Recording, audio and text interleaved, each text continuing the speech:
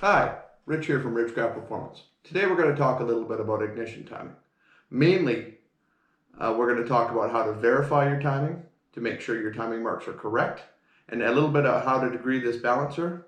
And I'm going to touch on the principles of timing just slightly, just so this stuff makes sense as we do it. So, this is your typical harmonic balancer, and we've got a little timing mark here. And there'll be a timing tab on somewhere up on the mounted on the engine, and when that lines up, that's supposed to be the number one cylinder right at the top. A lot of guys make the mistake, especially on small block Chevy stuff, is there's two different balancers for a small block Chevy. One will have the timing mark at the 12 o'clock position, one will be somewhere over closer to 2 o'clock. And when we're building an engine out of spare parts, sometimes if we're not careful, we can get the wrong balancer on the wrong timing tab. And they'll hook a timing light up to it and they won't understand why the thing runs terrible and the timing says it should run well, right? So first step, if any time you're trying to time something for performance, is you should verify that that zero mark lines up to this mark. And it's pretty simple. If you've got the engine apart, you use a piston stop. Like here's one that I made just out of a piece of scrap iron I had laying around. It bolts down to a couple of head bolts. You run this bolt in, it doesn't matter how far, as long as it stops the piston before it reaches the top. So you run it around one way, okay, and it'll stop. And it'll be on one side of the mark. So it'll land over here somewhere, okay? And then you back the engine up all the way the other direction and it'll make a mark over here. So then you have two lines on here, okay? And if they're 4 inches apart, you divide that number in half, that's where your zero should be, okay? Now, that's an easy way when it's together, or when it's apart. When you got the engine on the stand and you're putting it together, that's the best time to do this, because you can actually see the relationship between everything. What's in the car, it's a little more difficult. They make piston stops that screw in into where a spark plug goes. Simply same procedure. You screw it in, you run it up till the piston stops. Doing this by hand with just a bar, not the starter. You run around till it stops. You back it up the other way, make your two lines, divide the distance in half, and there's your proper zero mark. Okay? And I've seen them off as much as a 1/4 inch, and I've seen them where they're off 4 inches because they had the wrong timing tab on them. So now that we know that we're correct, the next question I see all the time is guys on forums and on Facebook asking how many degrees initial to set their prized little race motor that they're building. Initial timing is great if all you want to do is idle your engine, because as your engine speed increases, we need to increase timing, because fuel takes a certain amount of time to burn. And as the crankshaft rotates faster, it still takes the same amount of time to burn, but everything's happening faster. And the dynamics of an engine say that your peak cylinder pressure, which is pretty intense concept, happens 15 to 17 degrees after top dead center. So the faster we turn it, the earlier we need to start the timing. Okay, start the fire going, because gasoline doesn't explode, it's a controlled burn. Okay, so most guys, most gas engines, Ford 302s, small block Chevys, they like somewhere 32 to 36. Some 70s motors like a little more timing because the combustion chamber isn't as efficient. Newer Vortex stuff likes a little less timing, like 32. If you run cheap gas, you got to run a little less, So now, if you've got a standard timing light and somebody tells you to set your timing at 32 degrees total, and your timing tab and this mark only have about 12 degrees, sometimes 14, how do you find that number? Well, it's a bit of simple math. And this works for any engine. It doesn't have to be a Chev. It's just basic math. The first thing we do is, if it's out on the bench, this is really easy. Figure out the diameter of the balancer. It's in the car, another thing, might be more difficult.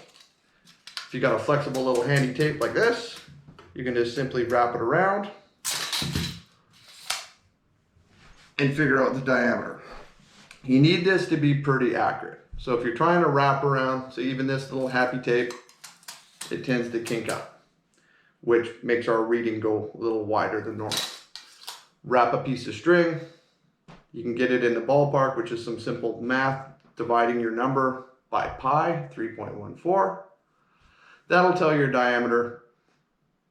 It'll give you a good guess because most engines have standard size balancers, like Chevs come 6, 7, or 8 inch. So if you measure around it and it's somewhere around 25, 26 inches, you probably got an 8 inch. This one is 8 inches, bang on. Now there are companies, we've bought an aftermarket balancer where they will be degreed already. You can skip this step. They also make on the aftermarket this fancy little piece of tape you wrap around. That's great when everything's clean, but if it's in the car, I've had troubles getting them to stick. I've had put them in race cars and had things spill on them and the numbers get diluted. What I like to do is just do the math and make my own mark, okay? And I usually put that mark where my happy timing is, okay? And I'll show you why this works so good for me, is if we take this 8-inch balancer, times it by 3.14, that gets us up to 25.12 inches around, okay? Now, if you wanted to do a specific degree, like you wanted to find out what 10 degrees was, right? You divide that number, 25.12, by 360, because there's 360 degrees in this circle, okay? And then times that new number you got, which is, according to my little note, 0.069, you times that by, say, 10 degrees, right? It would be 0.69 of an inch, okay? Now, I'm a really happy guy at 36 degrees of timing. So that makes it really easy because 360 divided by 10 is 36. So I would take my 25.12 and I know that I want to make my mark exactly 2.5 inches from the original mark, or the mark that I verified was correct. So that would be right, handy dandy Sharpie, that would be right there. So there's a million options for how you make your mark. You can scratch it, you can get a little couple pieces of tape, get all fancy, borrow your wife's nail polish, make a nice pink stripe on there. You can scratch them. I've seen guys cut into them with a grinder, cut into them with a saw. I don't like disturbing the surface of the balancer because we're going to spin it at some RPM. I don't want to put any possible point of cracking in it. So I stick to the paint. Bright color balancer, Sharpie works great. Okay, so now, after you've done this, and say you did like me, and you made 36 degrees, and I always, if I do this, I write on here that that is 36 degrees. Because I might change my mind one day and try something new, and then I won't know what this one was the next time I try to time it. So most of our race cars we run around here run happy right around 36, right? So now we don't need an advanced timing light to find. You don't need one of the fancy ones with the fancy timing lights with the advanced features and tack and stuff like this. Now all you need is a friend to read your existing tack in the car, and you start revving it up with a conventional timing light, and you'll watch your timing mark come down to the new zero, which is 36 degrees. And what's great about this is we can watch it come, and if it gets halfway and stops, we know we got to pull the distributor cap and check out our advance. If it gets close, because most HEI distributors, most Ford distributors have about 20 degrees of mechanical advance in them.